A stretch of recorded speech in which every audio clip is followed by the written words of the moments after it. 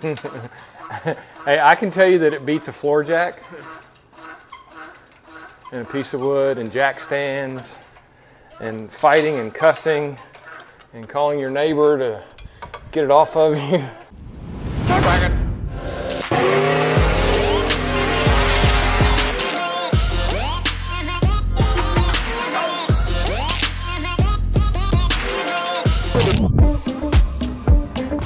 All right, when we left race week, we had one giant question mark.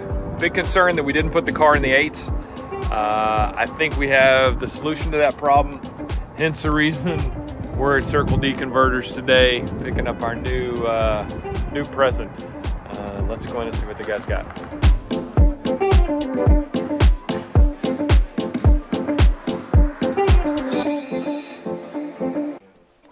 Yeah, there's a distinct size and weight difference. Hey, if you want to run with the big boys, you better go get the big boy. Circle D for the win. It just seems like the more we turn the car up, the less it was happy. So now we got a little tighter converter, a little better technology.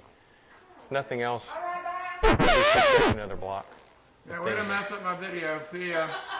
Yeah, don't y'all have somewhere to go? This is a production right here. Yeah. We're and drinking and smoking.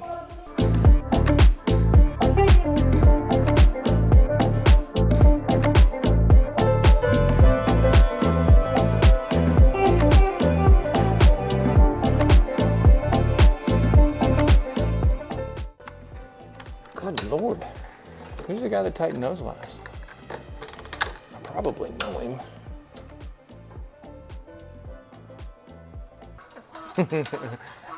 Hey, I can tell you that it beats a floor jack. It's so nice to have that removable cross member that Rick Stevens and his guys put in. Just makes the job so much easier.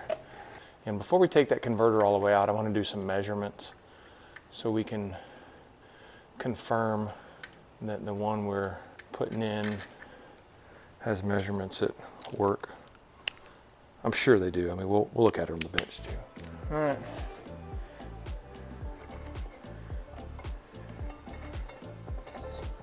This is way too easy. Where have you been my whole life? Make sure I caught it. Linkage. I could spin this right here and work on it. We'll have to pull the pilot out of that crank because our new converter, this isn't an LS converter. It's just a small block Chevrolet converter that we put the in the ICT billet bushing in there. So I want to do some front face measurements on this so we can compare the old converter dimensions to the new one. We'll get some straight edges and the calipers out and measure those, make sure we're heading in the right direction.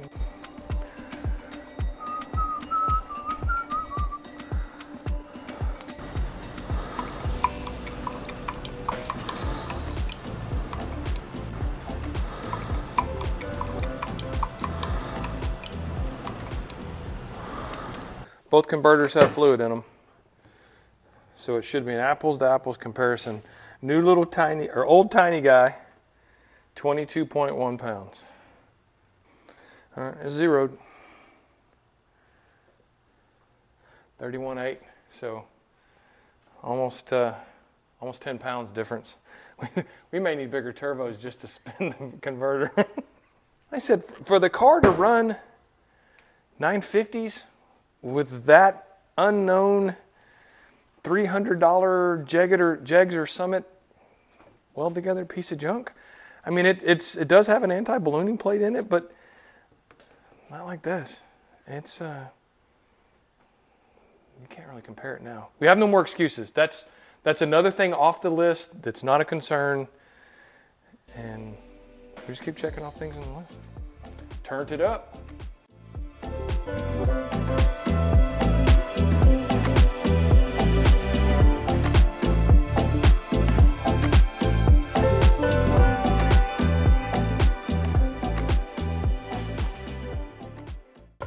which doesn't even seem fair, all the years that I did it, laying on the floor. This is probably the 10th time I've had this transmission out over the years. We've launched it at almost 10 PSI. We've hit it with upwards of 17 PSI. We've done all of that prior to 1.6 seconds into a run, and we've yet to strike the tires. So the mission, as soon as we get the car back to the track, is to try to hit it so hard that we spin the tires. Once we find that point, then we'll play with suspension and back off the tune-up, the boost ramp, but we've yet to hit it hard enough to spin the tires. So that's our goal. As odd as it sounds, I'm ready to go strike the tires on it. No, the car is really dry after, and it needs an oil change. We haven't done anything to the car since race week. We put it in the garage, we took it to one car show, so we wiped the dirt off of it, took it to a car show, and then I've just been traveling the world for work. It's been really busy, one big push to the end of the year. And now we finally get to go back and play with the jack wagon. It's sad. It's just another thing underneath this car that's so pretty that nobody can see. It's so nice. I said, Rick and his guys did such a good job with this build. There's nothing has to be bent or pried or. Ouch. Yeah, everything lines up perfectly, other than my neck. Now I just hit it on that tire. Yeah, everything just fits together exactly how it's supposed to. Yeah, I mean, this is kind of how they would have built the station wagon in 1963 with a twin turbo LS and a 400. If General Motors was to build one. Foot-pounds, we don't need 99. Got 99 problems, and too much torque would be one of them. What's up, partner? What are you doing? Fix your ear. Fix your ear. Fix your ear. You out looking at the boys?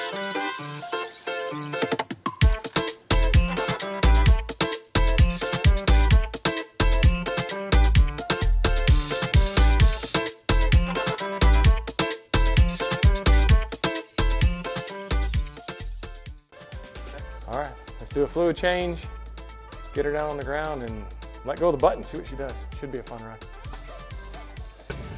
Okay, so the wagon is back together, converter's in it, but it's back to work for me. I only get a little bit of time to play with the car, and then we're back on the road again. So it's off to Europe for me. We'll be back in a week, and shortly after that, we'll get the wagon on the dyno and see what we can do with that new converter.